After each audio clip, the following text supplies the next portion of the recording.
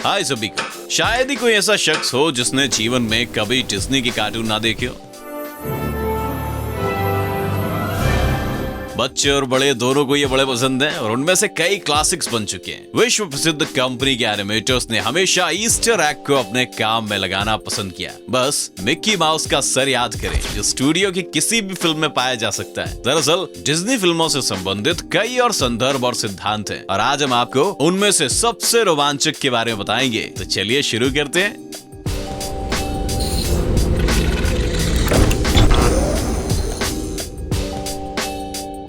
Cars Disney studio के इतिहास में सबसे सफल फ्रेंचाइजीज में से एक है। ये फिल्में रेसिंग कार लाइटनिंग मैकक्वीन के रोमांच के बारे में बताते हैं जो अप्रत्याशित रूप से स्टार रेसर भी बन जाता है।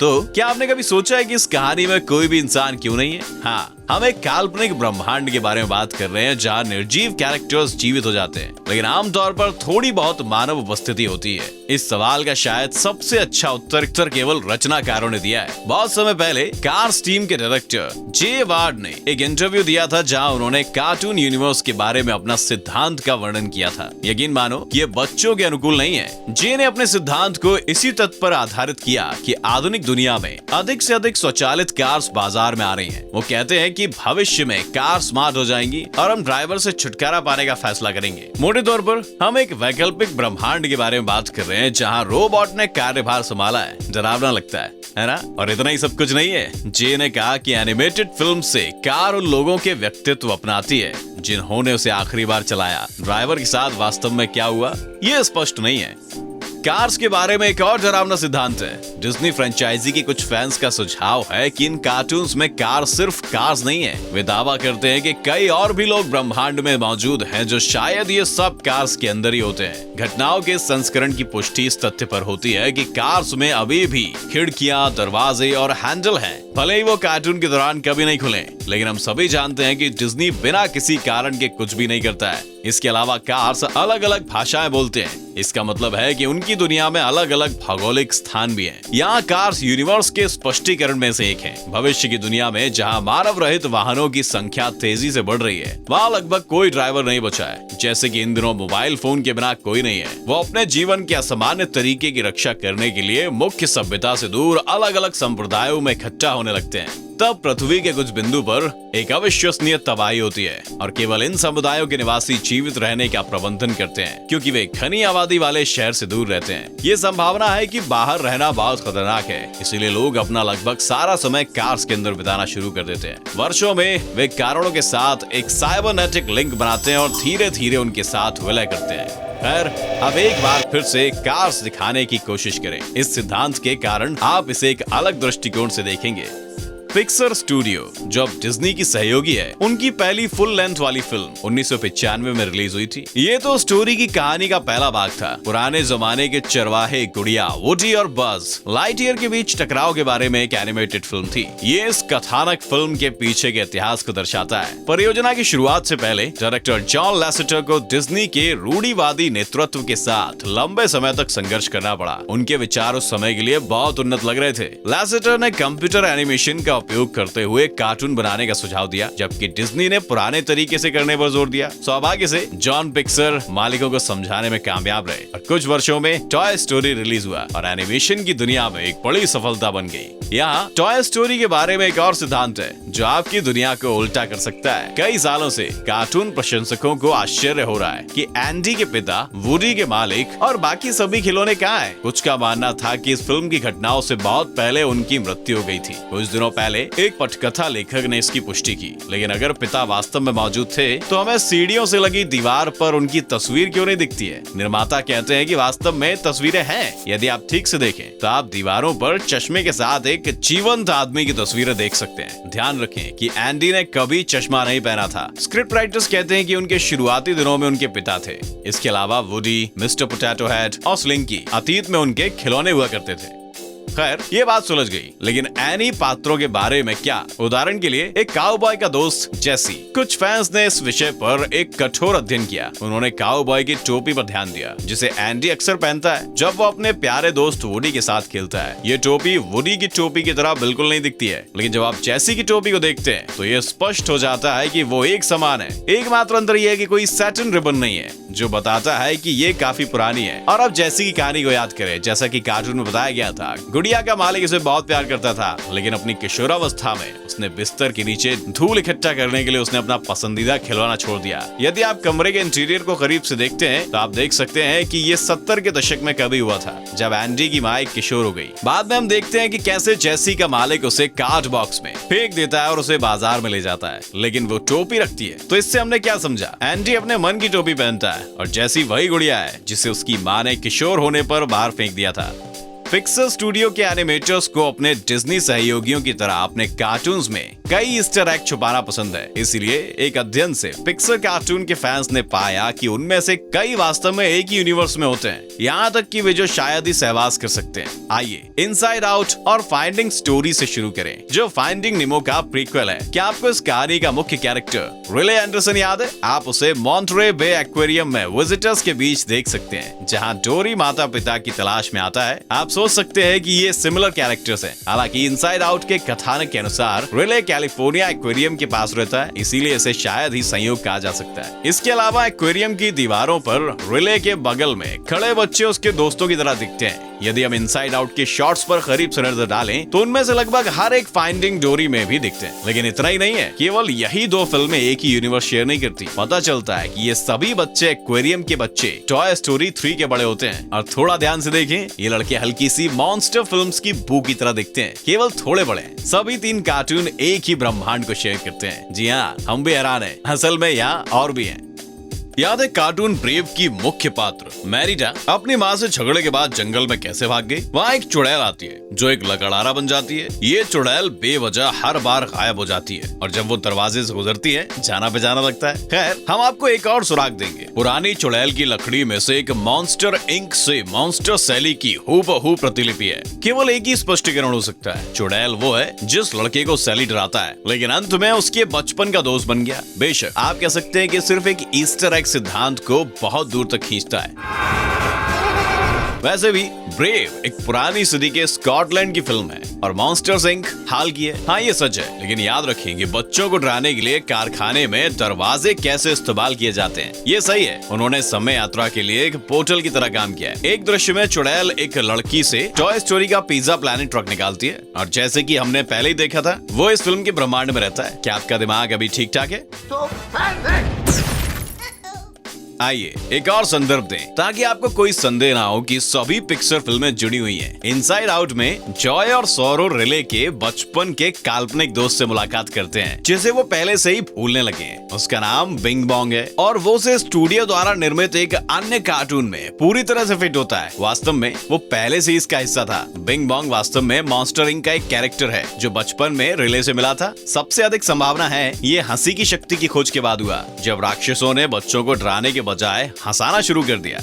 और अब ईस्टर एग की दुनिया को चौंकाने वाले सिद्धांतों को अकेला छोड़ते हैं। एनिमेट फिल्म आप नी की कहानी याद है? हम आपकी याददाश्त को जल्दी से ताजा करते हैं। मुख्य पात्र एक क्रोधी बूढ़े आदमी जिसे कार्ल फ्रेडरिक्सन कहा जाता है, स्वर्ग के झरने की यात्रा पर निकलता है। अपने घर में गुब्बारे का एक गुच्छा बांधता है। हम जानते हैं कि उन्होंने अपनी पत्नी के सपने को साकार करने का फैसला किया, जो यात्रा से कुछ समय पहले मर गई थी। कुछ फैंस का दावा है कि इस फिल्म का मुख्य चरित्र पहले से ही मर गया है। ये तब हुआ जब उन्हें अपना घर छोड़ने और वृद्धाश्रम जाने का आदेश दिया गया। तो लगभग हर चीज जो कार्टून में होती है वो है आभासी दुनिया के माध्यम से यात्रा थी। काल का साथी 8 वर्षीय स्काउट रसल उनका देवदूत है, जो अपने कठिन सफर में बूढ़े व्यक्ति की मदद करके अपने विंग्स को पाने की कोशिश कर रहा है। खैर, ये काफी स्वर्ग जैसी कहानी है। बेशक ये सिद्धांत पूरी तरह से मान्यताओं पर आधारित है, लेकिन ये बहुत ही काव्यात्मक लगता है। 1989 में द लिटिल मरमेड रिलीज होने के बाद से कई फैंस को आश्चर्य हो रहा है कि एरियल की मां के साथ क्या हुआ। आपको फिल्म में इसका जवाब नहीं मिला। हम केवल किंग ट्राइटन और छाबहारोन के बारे में जानते हैं। हालांकि 2008 में डिज्नी ने द टाइटल मरमेड एरियल्स बिगिनिंग नामक कार्टून के लिए एक प्रीक्वल जारी किया, जहां रचनाकारों ने आखिरकार इस विषय पर प्रकाश डाला। हमें पता चलता है कि कई साल पहले एरियल की मां एथीना की मृत्यु समुद्री डाकुओं के हाथों से हुई थी। और अब एक दूसरी डिज्नी फिल्म के ब्रह्मांड में तेजी से आगे आते हैं पीटर पैन। ये एक काल्पनिक देश नेवरलैंड में होता है, जहाँ पर मरमेड्स भी रहती हैं। फिल्म के एक दृश्य में हम मुख्य चरित्र को 3 समुद्र सुंदरियों से घिरा हुआ भी देखते हैं, और उनमें से एक एरियल की तरह दिखती है। पात्रों में से एक कैप्टन हुक होती है, समुद्री डाकुओं का नेता जो सबसे आकर्षक प्राणियों को भी नहीं छोड़ता। क्या वो वही था जिसने एथीना को मार डाला था? फैंस का मानना है कि ये सच है। किंग ट्राइटन को लोगों के लिए जो अवमानना महसूस होती है, वो इस मामले में समझ में आता है।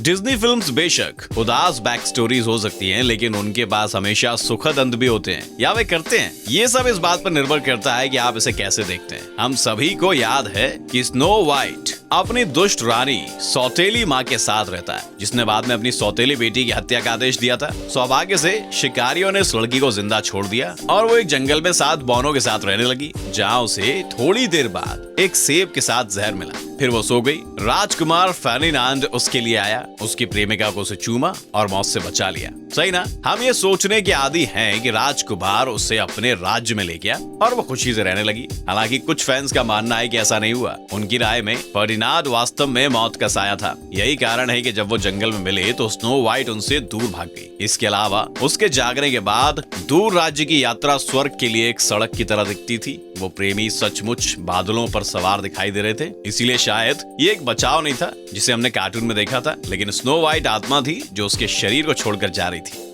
फिल्म टैंगलेट 2010 में रिलीज हुई थी और निश्चित रूप से क्लासिक डिज्नी कार्टून के रूप में प्रदर्शित नहीं हुई थी, लेकिन इसकी कुछ चीजें जो हमारे लिए काफी परिचित है। उदाहरण के लिए मदर गॉथल, जिसने अपने असली माता पिता से मुख्य चरित्र चुराया था, उसने रैपुंज़ल को एक खिड़की वाले एक टावर में कैद कर दिया ताकि दुनिया में किसी को भी उसके बालों की जादुई शक्ति का राज पता न चले। जवानी को बनाए रखने की क्षमता। क्या आपको नहीं लगता ये दुष्ट, लालची और जोड़ तोड़ करने वाली महिला किसी और से मिलती जुलती है? और ये सिर्फ उसके कैरेक्टर नहीं है। इन तस्वीरों को देखिए, आप सहमत हो जाएंगे कि वो स्नो वाइट की बुरी क्वीन की तरह दिखती है। शायद बौनों से भागते समय एक चट्टान से गिरने के बाद वो बच गई और बाद में रैपुंज़ल का अपहरण कर लिया और अपने जीवन में वापस चली गई, जैसा कि वो हुआ करता था। उसके साथ थी उसकी आज्ञाकारी सौतेली बेटी। इस सिद्धांत की पुष्टि इस तथ्य से होती है कि दोनों फिल्में जर्मनी की हैं, मूल पुस्तकों की तरह। हाँ, इन कहानियों में एक सदी बीत गई, लेकिन एक जादूगरनी के लिए एक सदी क्या है? यदि आपने cartoon the emperors new groove नहीं देखा है, तो यहाँ आपके लिए एक त्वरित कथानक सारांश है। ये कुत्जो एक युवा और स्वकेंद्रित सम्राट के बारे में एक कहानी है। उनके खिलाफ उनका एक पूर्व सलाहकार साजिश रच रहा है, जिससे कि वो सिंहासन पर कब्जा कर सके और उन्हें वो एक इल्मा में बदल देता है। फिल्म के दौरान हम देखते हैं कि पूर्व सम्राट अपने मानवीय रूप को फिर से हासिल करने की कोशिश करता है। अंत में वो सफल हो जाता है और सलाहकार एक असहाय बिल्ली के बच्चे में बदल जाता है। फिल्म में एक दृश्य है जहाँ कुस्को एक लम्हा के शरीर में एक भयानक जंगल से भटकता है और देखता है कि मदद के लिए चिल्लाते हुए एक मक्खी एक विशाल मकड़ी द्वारा भस्म हो रही है। हालांकि हम फिल्म से जानते हैं कि केवल वही जानवर जो कभी नहीं मरते बोल सकते हैं, इसीलिए ये दृश्य वास्तव में बहुत अधिक दुखद है जितना पहले नजर में लगता है। आधुनिक डिज्नी कार्टून के सबसे बड़े रहस्यों में एक फ्रोजन का अन्ना और एल्सा के माता पिता का भाग्य है। ऐसा लगता है कि अब हम अंततः जानते हैं कि उनके साथ क्या हुआ था। फिल्म के सह निर्देशक क्रिस बक के अनुसार राजा और रानी को कई साल पहले एक रेगिस्तानी द्वीप पर एक तेंदुए द्वारा मार दिया गया था। जैसा कि हमने पहले सोचा था, वो वास्तव में जहाज पर नहीं थे। फिल्म के सह निर्देशक ने एक और दिलचस्प बात बताई। दंपति ने एक द्वीप पर एक ट्री हाउस बनाया जहाँ उनकी मृत्यु से कुछ समय पहले एक छोटा लड़का पैदा हुआ था। परिचित लगता है ना? हम पहले से ही एक अनाथ के बारे में फिल्म जानते हैं जिसे उसके माता पिता की दुखद मौत के बाद गोरिल्लाओं के परिवार ने उठाया था। जी हाँ, ये टार्जन की कहानी है जो अन्ना और एल्सा के खोए हुए भाई और एक नए डिज्नी प्रिंस हो सकते हैं। इन पात्रों के माता पिता की फोटो देखें, आप एक स्पष्ट समानता से इनकार नहीं कर सकते, है ना? हमें उम्मीद है कि आप अभी तक पूरी तरह से भ्रमित नहीं है। हमारे पास आपको बताने के लिए कुछ और चौंकाने वाले सिद्धांत हैं। अच्छा, एक नजर डालें, क्या टार्जन से जेन का चरित्र से आपको एक डिज्नी राजकुमारी याद नहीं दिलाई है? हम आपको एक छोटा संकेत देंगे। वे दोनों समान रूप से पीले रंग के शौकीन हैं। ठीक है, आपने शायद हमारी मदद के बिना ही अनुमान लगाया है। यदि ब्यूटी एंड द बीस्ट से जेन एंड बैले के बीच संबंध के बारे में सिद्धांत आपको पूरी तरह से हास्यास्पद लगता है तो चाइना पर ध्यान दें, जिन्होंने अपनी पहली नायिका अभियान में लाई। हाँ, ये मिस्टर पॉट्स और उनका परिवार है, लेकिन ये कैसे संभव है? क्या ये सिर्फ एक ईस्टर एग है? खैर, शायद, लेकिन कुछ फैंस को वास्तव में यकीन है कि जेन बैली की वास्तविक पोती है। उसे केवल कुछ बर्तन विरासत में मिलने हो सकते हैं। साथ ही दोनों हीरोइंस के पिता बहुत ही सनकी हैं। वैसे फ्रोजन से ड्यूक ऑफ वेसलटोन जेन के पिता के समान है और हमें याद है कि दोनों फिल्में शायद एक ही समय में बनी है। तो क्या इसका मतलब ये है कि इन फ्रेम्स में वो अपनी दामाद की बहनों के सामने खड़ी है? दिमाग घुमाना। याद है जब जीनी पहले बार अलादीन में दिखाई देता है? हाँ, ठीक तभी जब युवक एक जादुई गुफा के अंदर एक सुंदर तेल का दीपक पाता है। रुको, क्या ये सही है? हमें अब कुछ भी सही नहीं लग रहा। जीनी वास्तव में सड़क विक्रेता के रूप में फिल्म के पहले सेकंड में दिखता है। उन्हें उसी अभिनेता ने आवाज दी थी। हालांकि केवल सबसे चौकस दर्शकों ने इस पर ध्यान दिया था। सह निर्देशकों ने बाद में सिद्धांत की आधिकारिक पुष्टि की। अगला सिद्धांत काफी स्पष्ट तथ्यों पर आधारित है, लेकिन किसी कारण से बहुत कम लोगों ने इसके बारे में सुना है। हम जानते हैं कि एरियल द लिटिल मरमेड प्राचीन ग्रीक देवता ट्राइटन की बेटी थी। अगर हम पौराणिक कथाओं को गहराई से देखते हैं तो हम जानेंगे कि एरियल सर्वोच्च समुद्री देवता पोसिडोन ट्राइटन के पिता की पोती है। फैमिली ट्री पर नजर डालते हैं। पोसिडोन का एक भाई ज्यूस है जो हरक्यूलिस का पिता है। ईमानदारी से हम पहले से ही भ्रमित हैं, लेकिन सिर्फ स्पष्ट करने के लिए, एरियल और हरक्यूलिस चचेरे भाई बहन हैं। तो दोनों के बाल, रंग और उत्कृष्ट बातचीत का ढंग एक संयोग नहीं है।